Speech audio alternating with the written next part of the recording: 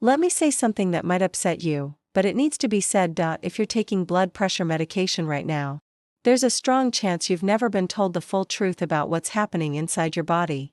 And even more concerning, there's likely a simple habit, something you can do tonight in your own bedroom, that research now shows can lower blood pressure as effectively as many medications.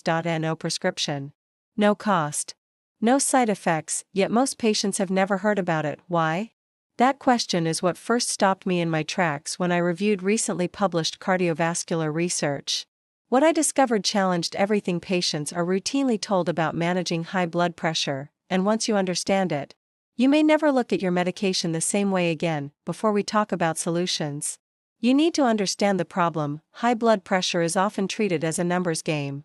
A reading is taken, a pill is prescribed, and if the numbers don't drop enough, another pill is added. But very rarely does anyone stop to ask how you actually feel. Are you coughing constantly?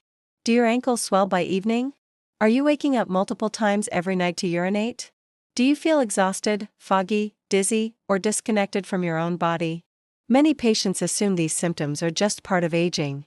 They're not. In reality, they're some of the most common side effects of blood pressure medications, and millions of people live with them every day without ever being warned. I once worked with a patient in his 70s who had been on blood pressure drugs for well over a decade.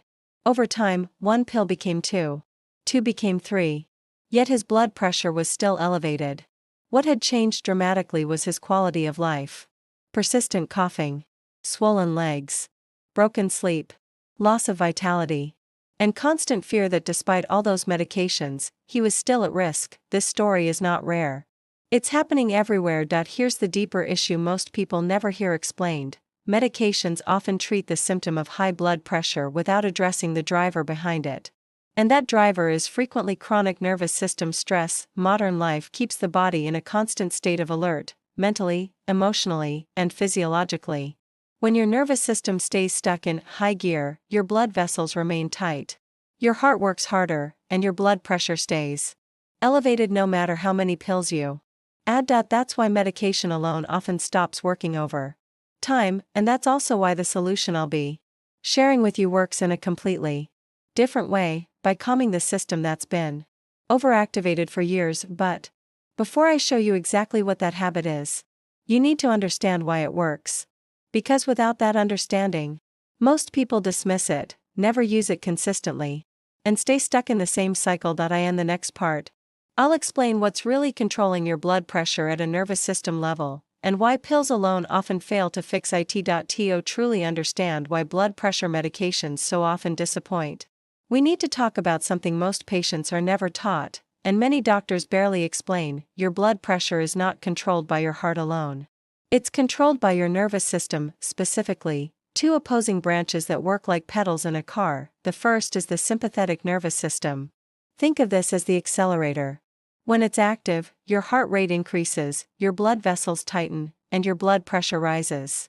This system exists to protect you in moments of danger, when you need to react quickly, run, or defend yourself. The second is the parasympathetic nervous system. This is the brake. It slows the heart, relaxes blood vessels, lowers blood pressure, and signals safety to your body.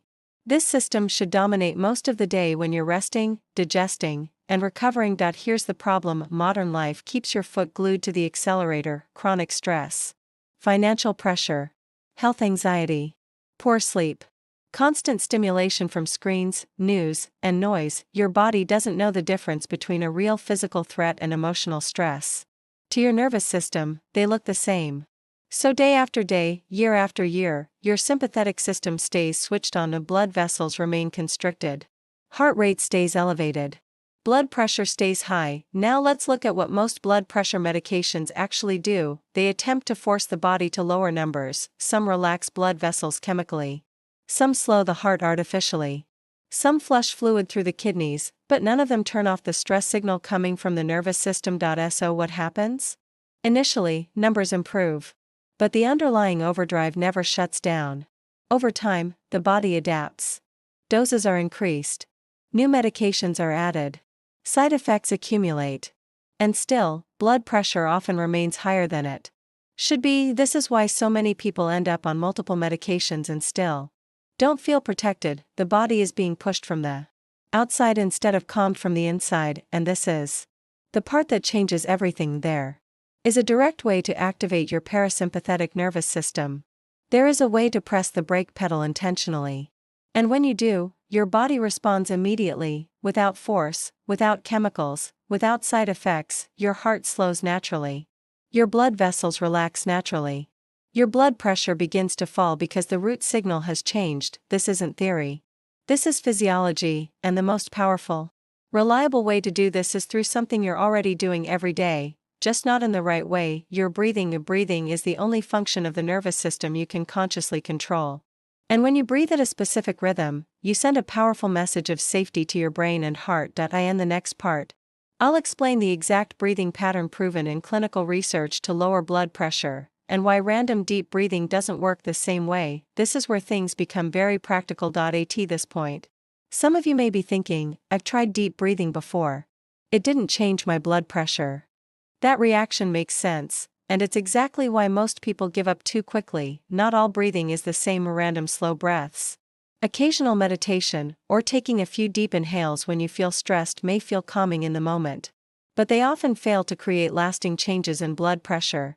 The reason is simple: the nervous system responds to precision, not intention. There is a specific breathing rhythm that creates a measurable physiological shift in your body.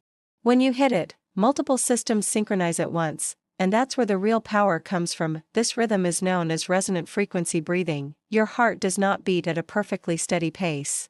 Instead, it subtly speeds up when you inhale and slows down when you exhale. This natural variation is called heart rate variability. And higher variability is a sign of a healthy, adaptable nervous system. Here's where it gets interesting: your blood pressure also fluctuates rhythmically with each heartbeat. And your body has a built-in regulation system, called the baroreflex, that constantly monitors those pressure changes and adjusts heart rate and vessel tone to keep you safe when you breathe at exactly the right pace.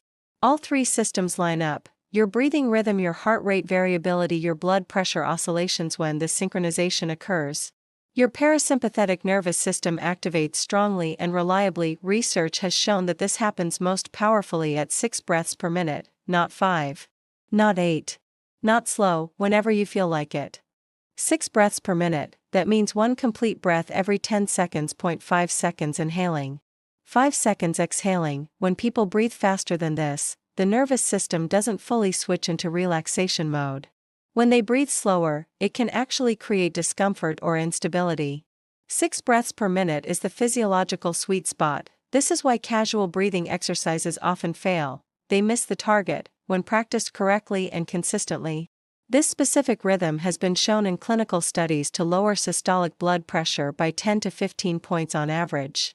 Some individuals see reductions of 20 points or more within a few weeks, and unlike medication, there are no trade-offs. No swelling, no coughing, no dizziness from standing up, no disrupted sleep, no damage to kidney function, just a nervous system returning to balance. Consistency is what turns this from a relaxation trick into a therapeutic intervention. Doing it once or twice won't retrain a system that's been overstimulated for years. But 5 minutes daily creates a cumulative effect, like physical therapy for your nervous system. This is not about feeling calm. This is about changing the signals your heart and blood vessels receive every single day. In the next part, I'll walk you through exactly how to do this properly, step by step, starting tonight, without equipment, without apps if you don't want them, and without disrupting your routine. This is where theory turns into action. Now let's make this practical, because knowledge alone doesn't lower blood pressure, implementation does. The technique I'm about to walk you through is simple, but it must be done correctly to work. This is not about relaxing music, positive thinking, or casual deep breaths. This is a precise physiological intervention, and when you respect the details, your body responds. Here's how to do it. First, choose the same time every night. Consistency matters more than perfection. I strongly recommend doing this right before bed, because it naturally prepares your nervous system for sleep and reinforces the parasympathetic response. Find a quiet place where you won't be interrupted. You can sit in a comfortable chair, sit on the edge of your bed, or lie down if that feels better for you. Good posture helps, but comfort is more important. Set a timer for 5 minutes. Not 3. not 10. 5 minutes is enough to activate the response without creating fatigue. Now begin breathing through your nose if possible. Slowly inhale for 5 seconds. Count gently in your mind. 1, 2, 3, 4, 5. Feel your abdomen expand first, then your chest. This tells your body you are safe. Then exhale slowly for 5 seconds. Again, count 1, 2, 3, 4, 5. Let your shoulders soften. Let your jaw unclench. Allow the breath to leave naturally, without forcing it. That's one complete breath. 10 seconds total. 6 breaths per minute. Continue this rhythm for the full 5 minutes. At first, your mind may wander. That's normal. Gently bring your attention back to counting the breath. Some people find it helpful to silently repeat inhale and exhale, or to lightly tap a finger to keep rhythm. If counting feels difficult, you can use a simple visual timer or a free breathing pace app that guides 6 breaths per minute. There's no advantage to doing this the hard way. The goal is accuracy, not discipline. During the first few nights, this may feel awkward. You might accidentally breathe too fast or lose count. That's okay. Your nervous system is learning a new pattern. Within a few days, most people notice the rhythm begins to feel natural, almost automatic. Here's what typically happens over time. In the first week, sleep often improves. People fall asleep faster and wake less during the night. By weeks 2 to 4, blood pressure readings often begin to drop. Not dramatically all at once, but steadily and consistently. By weeks 6 to 8, many people see meaningful, sustained reductions that show up clearly on home blood pressure readings. This is not a do it when you remember technique. It works because it retrains your nervous system. And retraining requires repetition. 5 minutes. Every night. No exceptions. In the next part, I'll explain what happens when people combine this practice with medication, and how to recognize signs that your body is responding so well that adjustments may be needed under medical supervision. That's an important conversation. And it can protect you from unnecessary side effects. This is the part most people don't expect. When this breathing practice begins to work, it doesn't just change your blood pressure readings, it changes how your entire body feels. And for people taking medication, those changes can be important signals you should never ignore. Let me be very clear about something first. This breathing technique is not a replacement for medical care. It is a complementary intervention. That distinction matters. When done correctly and consistently, it enhances what medications are trying to do, often allowing the body to need less chemical force to achieve the same or better results. And when that happens, your body will let you know. Some of the earliest signs people notice are subtle but meaningful. They start sleeping more deeply. They feel calmer in the evenings. Their resting heart rate begins to drop. They wake up feeling more refreshed. Then, as blood pressure begins to normalize, other changes may appear, especially if you're on medication. You might feel lightheaded when standing up. You might notice increased fatigue during the day. You might feel slightly dizzy after your evening dose. These are not signs that something is wrong with the breathing. They're signs that your blood pressure may now be too low for your current medication dose. This is actually a good problem to have, but only if it's handled correctly. Blood pressure medications are powerful. When combined with an intervention that lowers pressure naturally, the effects can stack.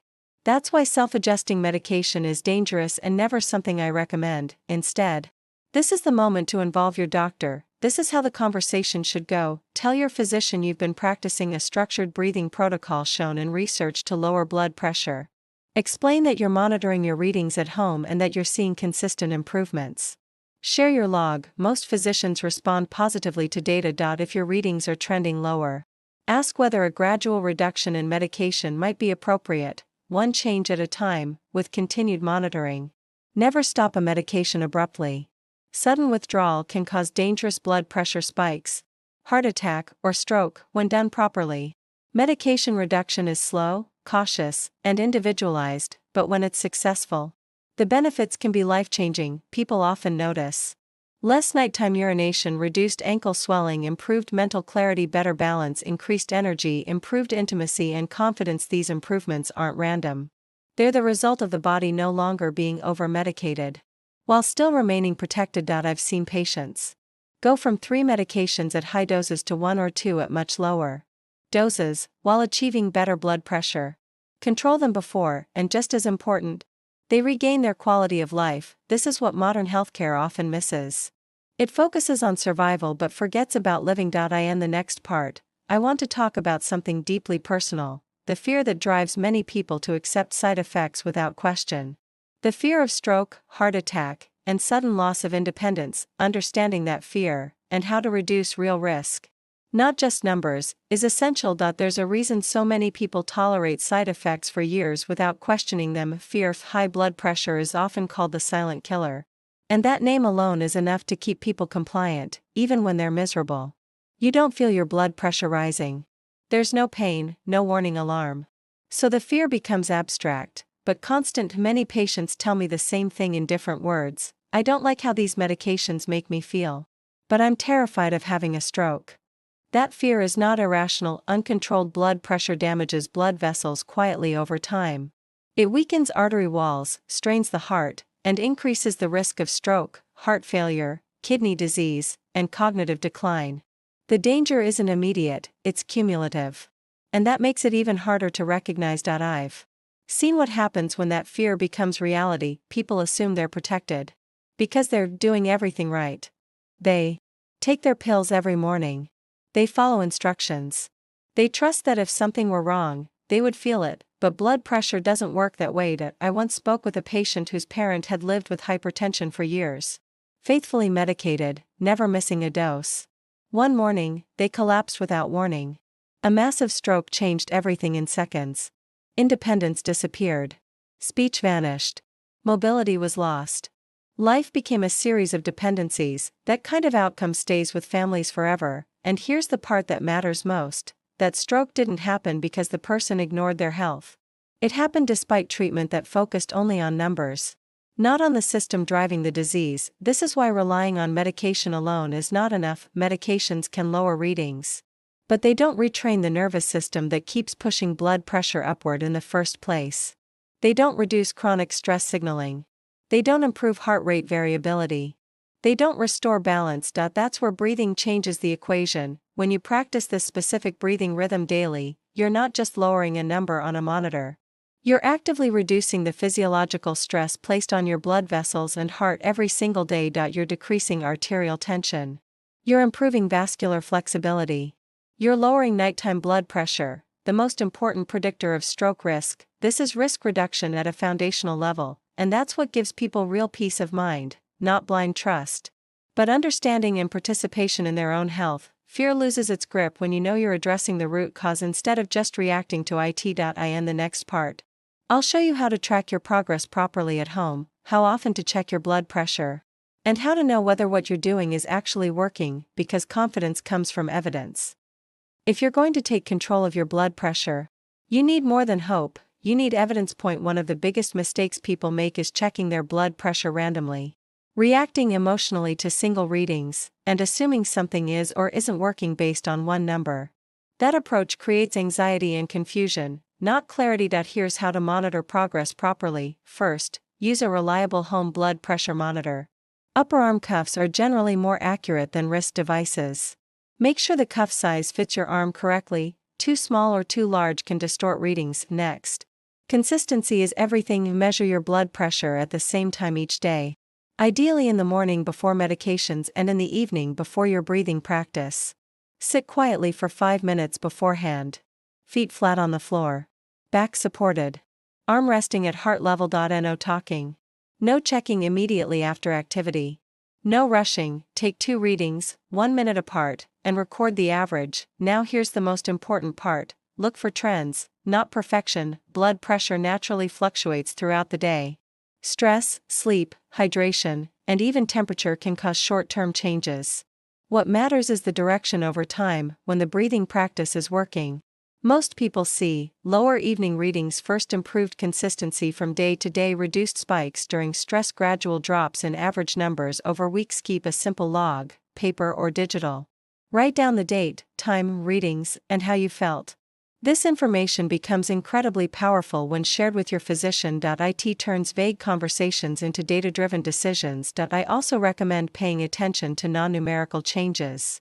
These are often the first signs your nervous system is responding. Are you falling asleep faster? Are you waking less during the night? Do you feel calmer in the evenings? Is your heart rate lower at rest? These changes matter. They reflect improved autonomic balance, something a blood pressure cuff can't fully capture. Point 1 important note: don't obsess, checking too often can raise anxiety, which ironically increases blood pressure. Once or twice daily is enough. More than that rarely adds value. After 4 to 8 weeks of consistent breathing practice, you should have a clear picture of whether this intervention is working for you. For most people, it does, but everyone responds at their own pace. This is also the ideal time to review your log with your doctor and discuss whether your treatment plan needs adjustment. In the final parts, I'll bring everything together: how to combine this practice with other supportive lifestyle choices, how to talk to your physician confidently, and how to stay consistent long-term, because lasting health isn't built on willpower. It's built on systems you can sustain. At this stage, you understand the science. You understand the method. And you understand how to track whether it's working. Now comes the part that determines whether this actually changes your health long-term or quietly fades away. Consistency. Most people don't fail because something doesn't work. They fail because it never becomes part of their identity or routine. That's why I want you to think about this breathing practice differently. This is not a technique. This is not a challenge. This is daily nervous system hygiene. Just like brushing your teeth protects your gums, this 5-minute practice protects your blood vessels, your heart, and your brain. The easiest way to stay consistent is to anchor it to something you already do. For most people, bedtime is ideal. You already change clothes. You already prepare for sleep. Add this breathing practice as the final step before getting into bed. Same place. Same time. Every night. Remove decision-making. You don't ask yourself whether you feel like brushing your teeth, you just do it. Treat this the same way. Some people like to keep a chair next to their bed reserved only for this practice. Others sit on the bed with their feet on the floor. The environment becomes a cue. When you sit there, your body knows what to do. If you miss a night, don't spiral into guilt. Resume the next evening. Perfection is not required. Consistency over time is what matters. You can also enhance the effects by supporting the same nervous system pathway in other ways, prioritizing regular sleep, reducing late-night screen exposure, gentle daily movement, limiting excessive caffeine late in the day. These don't replace the breathing, but they amplify its impact. Now let's talk about your doctor. This is where many people hesitate. They worry about being dismissed or misunderstood. Here's the key: lead with data, not emotion. Bring your blood pressure log. Explain that you've added a structured breathing protocol supported by cardiovascular research. Share your trends. Ask thoughtful questions. You're not challenging authority, you're participating in your care. Most clinicians respect patients who are informed, consistent, and collaborative. And finally, I want you to understand this: this breathing practice doesn't just lower blood pressure, it improves resilience. It teaches your body how to exit stress instead of living in it. Over time, that affects far more than numbers. It affects how you age, lower stroke risk, lower cardiac strain, better sleep, clearer thinking, greater calm. 5 minutes a day is a small investment for that return. In the final part, I'll summarize everything, give you a clear action plan starting tonight, and leave you with one commitment that can genuinely change the trajectory of your health. Let's bring everything together. High blood pressure doesn't need to feel mysterious, overwhelming, or out of your control. You've learned that it isn't just a problem of the heart or blood vessels, it's deeply connected to how your nervous system has been functioning for years. When stress keeps your body in constant alert mode, blood pressure stays elevated no matter how disciplined you are with medication. Pills can help, but they don't teach your body how to relax. They don't restore balance. And they don't address the signal that started the problem in the first place. That's where your breath comes in. Starting tonight, your plan is simple and powerful. Every evening, before bed, you will spend 5 minutes breathing at a precise rhythm. Inhale through your nose for 5 seconds, exhale slowly for 5 seconds, 6 breaths per minute, 5 minutes total. That's it. No equipment required. No supplements. No cost, just consistency. You'll do this every night, at the same time, in the same place. Treat it like a non-negotiable part of your health routine. Just like brushing your teeth or taking your medication. Over the next several weeks, you'll monitor your blood pressure properly, calmly, consistently, without obsessing. You'll look for trends, not perfection. You'll pay attention not just to numbers, but to how you feel: a better sleep, greater calm, improved focus, Reduce tension in your body. These are signs your nervous system is responding. If your readings improve significantly, and for many people, they do, you'll bring that data to your doctor. You'll work together. You'll never stop medication abruptly. Any changes will be gradual, supervised, and safe. This is not about rejecting medicine. This is about working with your body instead of against it. I want to be very clear, you are not powerless in this process. You have more influence over your blood pressure than you've been led to believe. And sometimes, the most effective tools aren't the most complicated ones, they're the ones that restore the body's natural ability to regulate itself. 5 minutes a day may not sound dramatic, but over weeks, months, and years, those 5 minutes can mean fewer medications, fewer side effects, better protection against stroke, more energy, more confidence, a better quality of life. That's a trade I'll make every time. Tonight, I want you to make one commitment to yourself. Not to perfection. Not to lifelong promises. Just this: tonight, before bed, you will breathe 0.5 seconds in, 5 seconds out. 5 minutes total. Start tonight. Be patient.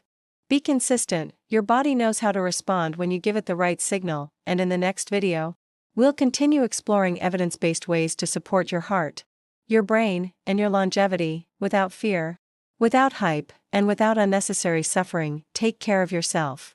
I'll see you next time.